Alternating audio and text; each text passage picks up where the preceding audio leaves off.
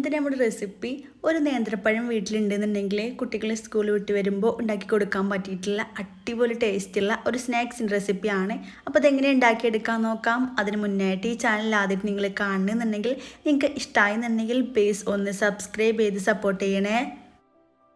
അപ്പോൾ ആദ്യം തന്നെ ഇതിലേക്ക് വേണ്ടിയിട്ട് നന്നായിട്ട് പഴുത്തിട്ടുള്ള വലിയൊരു നേന്ത്രപ്പഴം എടുത്തിട്ടുണ്ട്. ഇനി ചെറുതാണെന്നുണ്ടെങ്കിൽ 2 എണ്ണം വരെ എടുക്കാവുന്നേ ഉള്ളൂ. ഇനി ഇതുപോലെ എല്ലാതും ചെറുതായിട്ടങ്ങ് കട്ട് ചെയ്തിട്ട് എടുക്കുക. ഈ രീതിയിൽ കട്ട് ചെയ്തെടുത്തതിന് ശേഷം ഇതങ്ങ് മാറ്റി വെക്കാം. ഇനി ഒരു മിക്സിൻ്റെ ജാർ എടുക്കുക.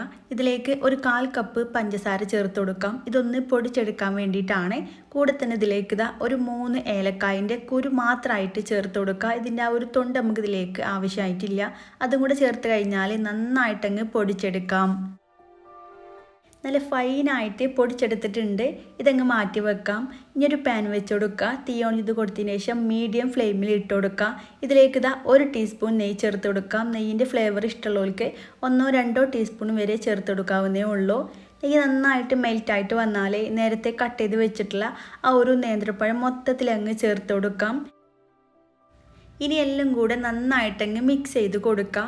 എന്നിട്ട് ഇനി അടച്ച് വെച്ചിട്ട് 1-2 മിനിറ്റ് ഒന്ന് വേവിച്ചെടുക്കാം. ഇടയ്ക്കൊന്ന് തുറന്നിട്ട് മിക്സാക്കി കൊടുക്കുകയും കൂടി ചെയ്യുക. ഇതിപ്പോൾ റെഡി ആയിട്ടുണ്ട്. ഇതുപോലെ ഇടയ്ക്കൊന്ന് ബ്രൗൺ കളറായിട്ട് വന്നാൽ ഇത്രയും മതിയാകും. അധികം അങ്ങ് മൊരിച്ചെടുക്കേണ്ട ആവശ്യമില്ല. ഈ നേരത്തെ ഇതിലേക്ക് പൊടിച്ച് വെച്ചിട്ടുള്ള ഒരു പഞ്ചസാര മൊത്തത്തിൽ അങ്ങ് ചേർത്ത് കൊടുക്കാം. എന്നിട്ട് നല്ല പോലെ മിക്സ് ചെയ്ത് കൊടുക്കാം. നിങ്ങൾക്ക് വേണമെങ്കിൽ ഇതിലേക്ക് പൊടിക്കാത്ത പഞ്ചസാരയും ചേർത്ത് കൊടുക്കുക.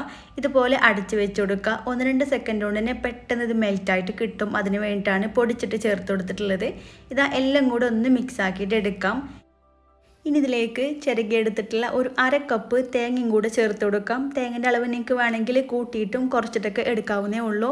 എല്ലാം കൂടി നന്നായിട്ട് മിക്സ് ചെയ്ത് കൊടുത്തു കഴിഞ്ഞാൽ പിന്നെ നല്ല പോലെ ഒന്ന് ഉടച്ചെടുക്കാം കേട്ടോ. നിങ്ങൾക്ക് വേണമെങ്കിൽ തവി വെച്ചിട്ടോ അല്ലെങ്കിൽ ഫോർക്ക് വെച്ചിട്ടോ ഉടച്ചെടുക്കാവുന്നേ ഉള്ളൂ. ഇതുപോലെ നന്നായിട്ട് ഉടച്ചെടുത്ത് കഴിഞ്ഞാൽ ഇത് മറ്റൊരു പ്ലേറ്റിലേക്ക് അങ്ങ് മാറ്റി വെക്കാം. ഇനി ആ ഒരു സെയിം പാനിലേക്ക് തന്നെ ഒരു 1/4 കപ്പ് റവയും കൂടെ ചേർത്ത് കൊടുക്കാം. വറുത്തതോ വറുക്കാത്തതോ ഏതായിരുന്നാലും പ്രശ്നമില്ല. ഇനി നന്നായിട്ടൊന്ന് വറുത്തിട്ടെടുക്കാം. എല്ലാം കൂടെ ഒന്ന് കളറൊന്ന് ചെറുതായിട്ടൊന്ന് ചേഞ്ച് ആയിട്ട് വന്നാൽ മാത്രം മതി. റവ നല്ല രീതിയിൽ വറുത്തെടുത്തിട്ടുണ്ട്. ഇനി ഇതിലേക്ക് ഒരു 1/2 കപ്പ് പാല് ചേർത്ത് കൊടുക്കാം. നിങ്ങളുടെ കയ്യിൽ പാലില്ലാന്നുണ്ടെങ്കിൽ പകരമായിട്ട് വെള്ളം ചേർത്ത് കൊടുക്കാം. പക്ഷെ ഒന്നും കൂടെ നല്ല ടേസ്റ്റ് ഉണ്ടാകുക പാല് വെച്ചിട്ട് ചെയ്യുമ്പോൾ തന്നെയാണ്. ഇനി എല്ലാം കൂടെ കട്ടയൊന്നുമില്ല നന്നായിട്ട് അങ്ങ് മിക്സ് ചെയ്ത് കൊടുക്കുക. ഇനി നല്ല രീതിയിൽ ഒന്ന് ഡ്രൈ ആക്കിയിട്ട് എടുക്കണം. ഈ ഒരു പാലൊക്കെ നല്ല രീതിയിൽ വറ്റിയിട്ട് പെട്ടെന്ന് തന്നെ ഡ്രൈ ആയിട്ട് കിട്ടും റവ ആയതുകൊണ്ട് തന്നെ. ഇതുപോലെ എല്ലാം കൂടെ ഡ്രൈ ആയിട്ട് വന്നാൽ നേരത്തെ മാറ്റി വെച്ചിട്ടുള്ള ആ ഒരു പഴത്തിൻ്റെ മിക്സ് ഉണ്ടല്ലോ അത് ഫുള്ളായിട്ട് ഇതിലേക്ക് അങ്ങ് ഇട്ട് കൊടുക്കുക. ഇനി രണ്ടും കൂടെ നന്നായിട്ട് അങ്ങ് മിക്സ് ചെയ്തിട്ട് എടുക്കാം. എല്ലാം കൂടെ ഒന്ന് മിക്സ് ആയിട്ട് വന്നിട്ടുണ്ട്. ഇനി തീ ഓഫ് ചെയ്ത് കൊടുക്കുക. എന്നിട്ട് ഇത് തണുക്കാനായിട്ട് മറ്റൊരു പ്ലേറ്റിലേക്ക് അങ്ങ് മാറ്റി വെക്കാം.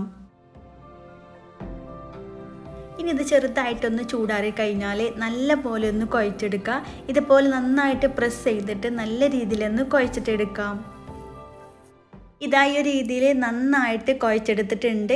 ഇന്നൊരു പോർഷൻ എടുക്കുക. എന്നിട്ട് നല്ല പോലെ അങ്ങ് ഉരുട്ടിയെടുക്കുക. നിങ്ങൾക്ക് വേണമെങ്കിൽ ഇതുപോലെ ലഡുവിൻ്റെ ഷേപ്പിലും ആക്കിയെടുക്കാം കേട്ടോ.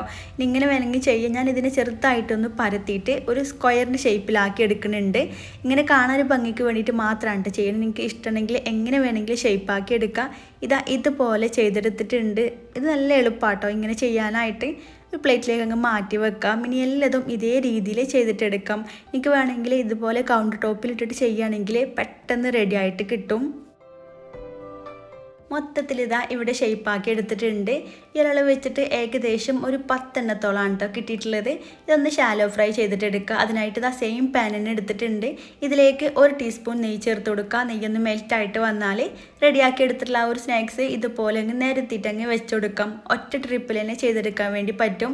പിന്നെ മീഡിയം ടു ലോ ഫ്ലെയിമിലേക്ക് ആക്കി കൊടുക്കുക. കാരണം പെട്ടെന്ന് സൈഡ് കളർ ചേഞ്ച് ആയിട്ട് കിട്ടും. ഇതുപോലെ ഒരു സൈഡ് ആയി കഴിഞ്ഞാൽ തിരിച്ചിട്ട് കൊടുക്കുക. അതേപോലെ 2 സൈഡും കളർ ചേഞ്ച് ആയിട്ട് കഴിഞ്ഞാൽ പിന്നെ അങ്ങ് മാറ്റി വെക്കാം. അടിപൊളി ടേസ്റ്റുള്ള ഒരു സ്നാക്സാണിത്. കുട്ടികൾക്ക് ഉറപ്പായിട്ടും ഇഷ്ടമാകും. എല്ലാവരും ഒന്ന് ട്രൈ ചെയ്ത് നോക്കുക. വീഡിയോ ഇഷ്ടമായിരുന്നെങ്കിൽ ലൈക്ക് ചെയ്യുക. ഫ്രണ്ട്സിനും ഫാമിലിക്കും ഷെയർ ചെയ്ത് കൊടുക്കുക. വീണ്ടും അടിപൊളിയായിട്ടുള്ള റെസിപ്പി ആയിട്ട് കാണാം. താങ്ക്